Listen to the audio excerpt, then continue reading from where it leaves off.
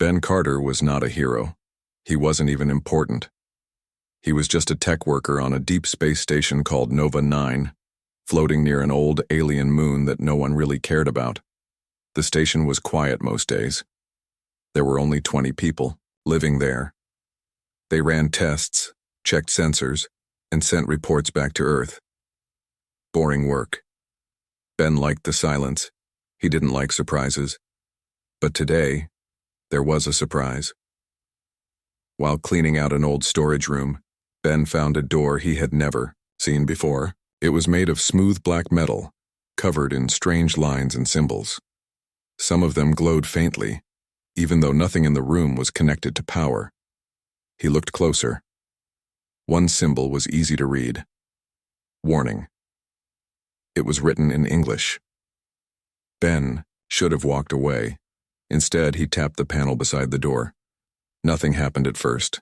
Then the symbols flared bright and a voice, deep and cold, spoke from nowhere. Seal breach detected. Ben stepped back. His heart pounded. A screen lit up. Red letters blinked. System override authorized. Begin deactivation? Yes.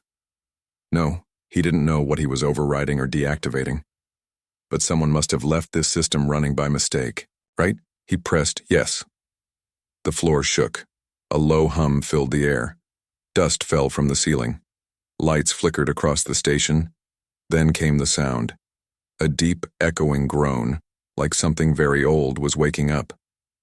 Ben backed away slowly. He reached for his radio. Nova Control, this is Carter. I think I did something bad. Silence. He tried again. No response. On the other side of the station, alarms began to scream. Outside, the moon below them pulsed with light. Something under its surface had begun to move. And far away, in hidden places on Earth, people twitched in their sleep, memories.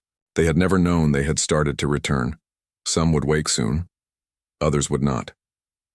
Ben stood alone in front of the open door. Darkness stared back. People all over the world started waking up, not just from sleep, but like they had been asleep for a very long time.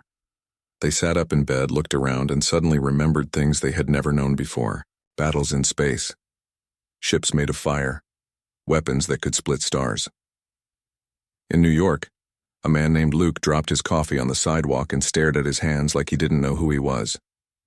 In Tokyo, a woman screamed when she saw her reflection and didn't recognize herself. In Moscow, a soldier collapsed in the middle of training and whispered a language no one understood. Governments noticed. Fast. Within hours, every major news channel was reporting the same thing. People were changing. They weren't sick.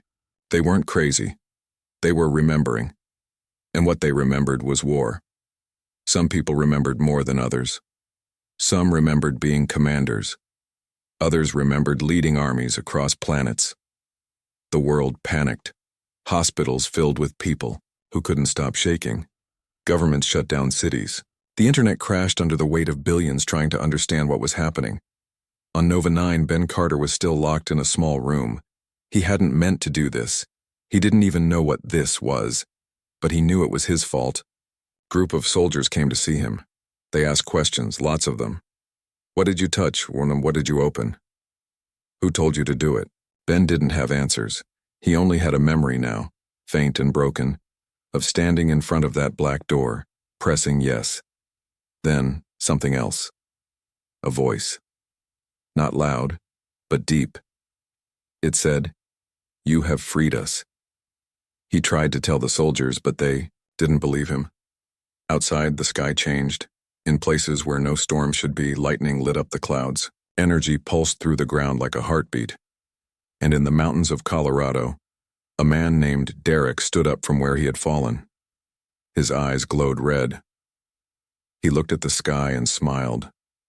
Something inside him had turned on. Something powerful. Something old. He wasn't just Derek anymore, he was something else. Something forgotten, and he was ready to fight. People kept waking up, not all at once, but in waves. Some remembered little. Others remembered everything. Derek walked out of the mountains with fire in his eyes and thunder in his voice. He didn't need food, didn't need sleep. He remembered flying through space in a suit made of light. He remembered leading armies that could crack planets. He was not alone. In Texas, a woman named Amanda stood in her kitchen staring at her hands. She had been a schoolteacher yesterday. Today, she remembered commanding warships. She could feel them, still floating in orbit, waiting to be used. In Africa, a farmer named Isaac lifted a truck with one hand and looked at the sky like he had forgotten it was there. Governments tried to control what was happening. They sent soldiers to contain the awakened. They locked some in labs. Others were followed, watched, tested. It didn't work. The awakened were not sick. They were not human-like before. They were something else now. Some called themselves returners. They said they had once ruled the stars, that they had fought wars so big, whole galaxies burned. Others thought they were dreaming, or going mad. But the power inside them proved otherwise. Lisa Monroe was a doctor who studied the mind. She worked for the government. She had spent years trying to understand memory, dreams, identity. Now she was running tests on people who could bend steel with their thoughts. This isn't possible, she told her team. But it was. On Nova 9, Ben Carter sat in silence. The soldiers hadn't asked him anything new in days. He could feel it too. The change. The awakening. He wasn't powerful like the others. But something inside him had shifted. He dreamed of ships buried in ice. Of voices, calling from deep space, and then came the pull. Not a sound, not a voice, just a feeling. Something was calling the returners. Not Earth, not home. Something above. Up. One by one. The awakened began to disappear. Not kidnapped. Not taken. They left on their own, to find what was waiting in the sky. The sky was not empty anymore. As more returners woke up, strange things began to appear on Earth. Old machines buried under oceans started sending signals. Metal shapes hidden beneath the ice in Antarctica turned on. Deep inside volcanoes, something hummed with power. People, who had once been normal, now felt a pull toward these places. They didn't know why. It was like a voice only they could hear. In New York, Derek stood on top of a tall building and looked up. He could feel them, the ships, waiting, not from Earth, from before. He closed his eyes and reached out with his mind, and they answered. Far above the clouds, hidden behind layers of dust and time, ancient warships drifted in silence. They were sleek and black, shaped like blades. They had been watching, waiting for their masters to return. Derek smiled. He wasn't just a man anymore. He was a god of war. And he had found his army. Elsewhere, Amanda stood near a broken statue in the desert. It was huge, carved into the side of a mountain. She hadn't noticed it before. Now it called to her. She touched the stone. A door opened. Inside, light filled the dark. Machines that hadn't moved in thousands of years came alive. A voice spoke. "Welcome home, Commander." She stepped inside. Machines bowed to her, not robots, not AI, something older, something loyal. The same thing was happening all over the world. The awakened walked into forgotten places and found them ready, waiting. Lisa Monroe watched it all from a secure government base. "They're not waking up," she whispered. "They're coming back." One of the returners, a man named Isaac, walked into a cave in Africa. When he came out, he carried a hammer so heavy 10 men couldn't lift it, but he held it with one hand. And when he swung it, the ground cracked. Ben Carter still sat locked away on Nova 9, but he could feel it too. The returners were not just remembering, they were rebuilding. Their empire. The dominion of flame, a kingdom built on fire and fear. And now, it was rising again. The world did not understand what was happening.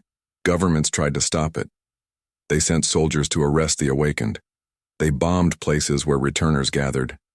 They told the world these people were dangerous. They were right. But they were also wrong, because the returners were not just powerful. They were gods who had once ruled the stars. And now, they remembered. In Washington, a team of agents stormed a house where a returner named Derek was staying. He didn't fight them. He simply looked at them, and then he smiled. The walls melted. The floor cracked. The sky outside turned red. When the agents tried to run, they found their legs would not move. Derek spoke one word: leave. They ran. In Japan, a fleet of warships surrounded an island where returners had gathered. The ships fired missiles. None hit. Not because they missed, because the returners caught them in the air. One woman, Amanda, stood on the beach and raised her hand. The ocean rose with her. Waves taller than buildings crashed against the fleet.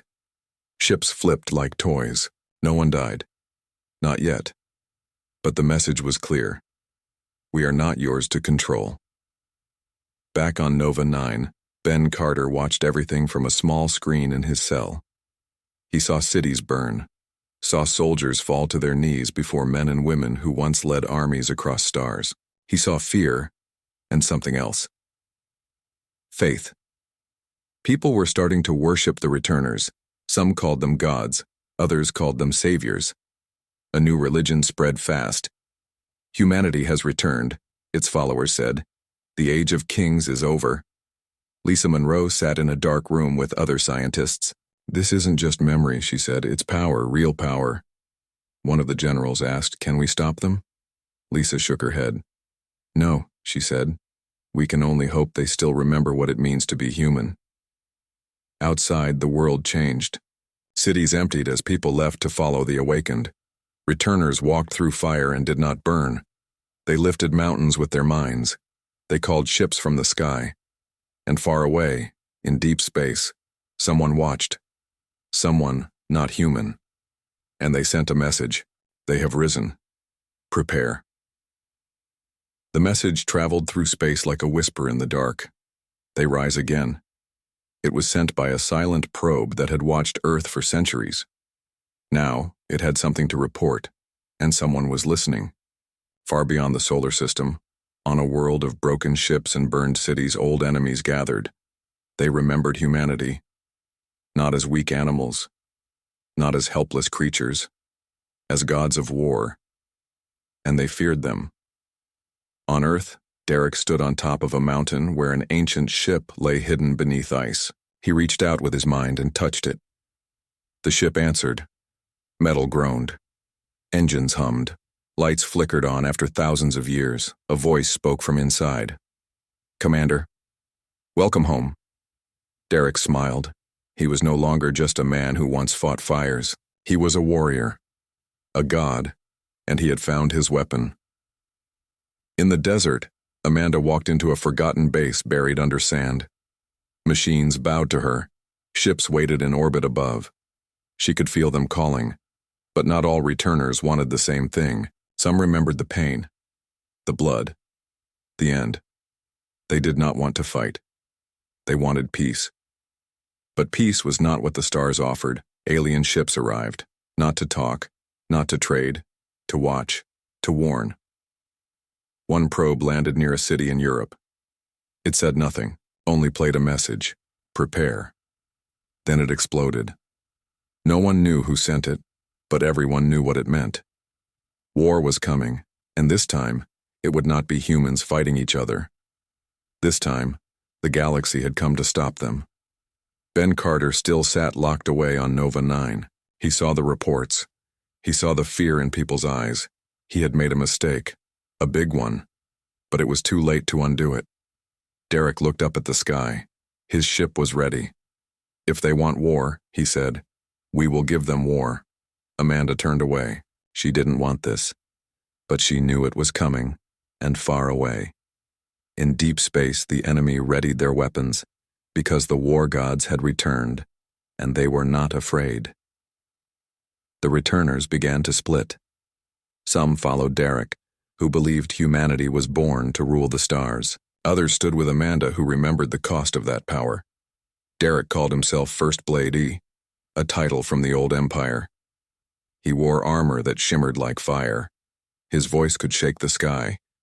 He gathered those who wanted to rise again, to take back what was theirs. Amanda did not want war. She had seen what they had become before, what they had done. She tried to stop them, but many would not listen.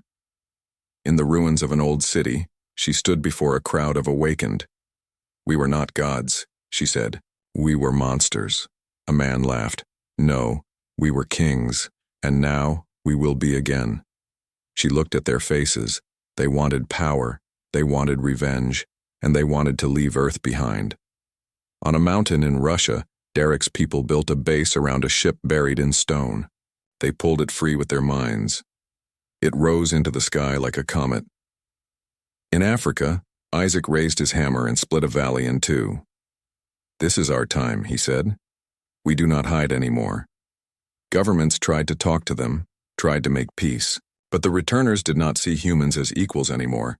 They were something more, something older. Lisa Monroe watched from a secure room. "They're not just changing," she told her team. "They're becoming something new." One of the generals asked, "Can we stop them?" She shook her head. "Not all of them." Ben Carter still sat locked up on Nova 9. He saw everything on a small screen. He saw cities fall silent. He saw ships rising into orbit. He saw fire in the sky. He knew he had made a mistake. But now it was not just about Earth. It was about the stars, because Derek had sent a message. To the aliens watching, to the ones who feared them, his message was short. "We are coming." And somewhere far away, someone answered, "Then come." War was no longer coming.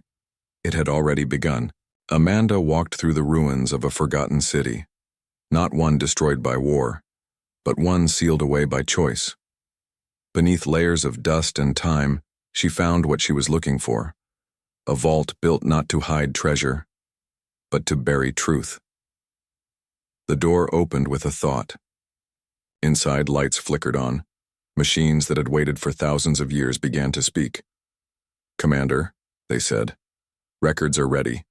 She stepped forward, screens lit up, videos, battle logs, final messages, and a voice, an old voice, one that knew what humanity had become. "We were not gods," it said. "We were destroyers." The voice belonged to someone who had once led the Dominion, someone who had helped seal them away. Amanda watched as the past played out before her eyes, ships burning in space, planets turned to ash. Entire star systems silenced, and at the center of it all, humans, her people, not forced into war, not defending themselves, leading the charge. She saw footage of returners like herself ordering the end of entire species, saw fleets drop fire from the sky, heard the screams of those who begged for mercy, and then came the end. Not from an enemy, but from within. Some among them had realized what they had become, and they made a choice to stop themselves, to sleep, to forget. They built the seals, not to protect the galaxy from attack, but to protect the galaxy from them. Amanda fell to her knees. She had thought Derek was wrong. Now she knew. He was dangerous because he didn't remember the truth, only the power. She tried to warn others, sent messages to returners still listening, posted videos, spoke to those who had not yet chosen a side. "We were not heroes," she said. "We were monsters, and we locked ourselves away for a reason." But most did not listen. Some called her weak. Others called her a traitor. Derek laughed when he saw her message. "You fear what we were," he said to his followers. "I embrace it." He raised his hand, and behind him, ships rose into the sky, warships built in secret, weapons powered by memories. "The stars will bow again," he said, "or burn." Ben Carter watched from his cell on Nova 9. He read Amanda's message twice, then looked at the screen showing the alien armadas gathering beyond the edge of the solar system. Waiting, watching, preparing. The war was no longer just between humans. It was about to become a war between stars. and Earth stood at the center of it all. The aliens did not wait. They had seen what humans could do before. They would not let it happen again. Far beyond the edge of the solar system, ships gathered, not one fleet, many, from different worlds. Some had fought humanity before. Others had heard the stories and feared them enough to join. Their message was clear: surrender your power, or be destroyed. On Earth, no one agreed on what to do. Governments tried to talk, to negotiate, but the returners were no longer listening. Derek stood on a mountain where his warship waited. He looked at the sky, at the enemy, and he smiled. "They think we are afraid," he said. "They are wrong." His people built weapons from memory. Ships rose from hiding places under oceans, beneath ice, inside volcanoes. Returners who followed Derek called themselves the Flame Reborn. They believed they were meant to rule. Amanda tried to stop them. She begged those still undecided to stand with her, to fight not the aliens but the war itself. "We buried ourselves for a reason," she told them. "If we rise again, we will destroy everything." But few listened. Even fewer believed her. In Washington, Lisa Monroe watched reports come in. Cities emptied as returners left to join Derek's fleet. Battles broke out between those who wanted peace and those who wanted war. Earth was no longer safe. It was a battlefield. Ben Carter was finally released. He had no power, no memories, but he understood what he had done. He had broken the seal, and now he had to fix it. With Amanda's help, he searched for something, anything that could stop what was coming. Deep beneath the earth, hidden in a place no map showed, Ben found it, a final seal, a way to put humanity back to sleep, to make them forget again. But Derek knew. He sent soldiers. "To stop them, you cannot stop fate," Derek said through a radio signal. Ben looked at Amanda. "Can we do this?" She didn't answer right away. Then, softly, she said, "We have to try." Outside, the sky burned. Ships filled the air. War was coming, not just for humans, for the whole galaxy. And Ben knew. This was their last chance. The battle began in the sky. Ships from Earth flew like fire across the stars.